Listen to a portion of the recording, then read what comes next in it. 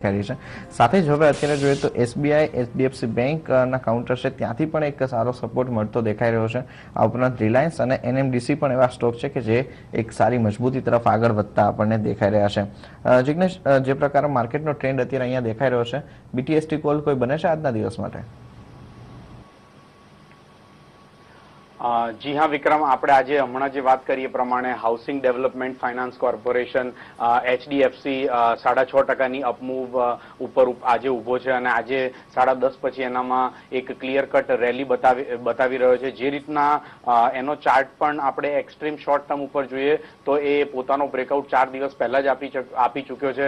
હું માનું છું કે આ તેજી હજી પણ આવનાર દિવસોમાં ટકી જશે, એટલે એચડીએફસી ને આજે આપણે બાય કરી શકાય વિથ સ્ટોપ લોસ ઓફ 1224 1224 અને કાલના દિવસ માટે ઇમિડિયેટલી ટાર્ગેટ 1275 સુધીના એક્સપેક્ટ કરી શકાય। બીજું એક કાઉન્ટર જે મને આજના દિવસ માટે પસંદ આવ્યું છે જે છે ઇન્ડસઇન્ડ બેંક।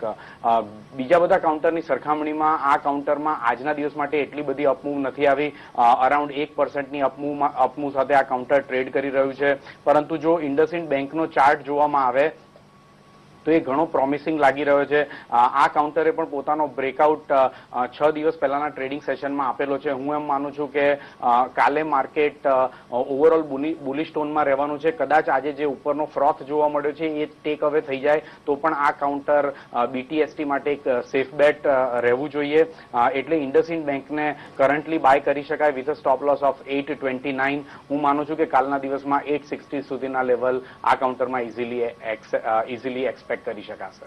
ઓકે, ત્યારે સારી એવી ખરીદીના માહોલમાં ઇન્ડસઇન્ડ બેંક પર એક ખરીદારીની સલાહ 860ના લેવલ અહીંયા